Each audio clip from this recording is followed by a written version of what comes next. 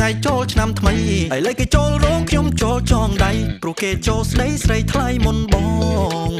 សន្យាពេលប្រជុំខំប្រាប់ចាស់ទុំដើរផ្សងគេងផ្សងសំលុយគ្រប់ចូលស្ដីនួនល្អឥឡូវមិនទាន់ផងគេចូលមុនបាត់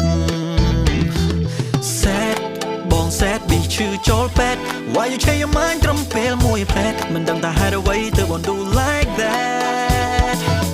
friend បងសុំអូនធ្វើជា friend រៀបបដូរពីមិត្តទៅជា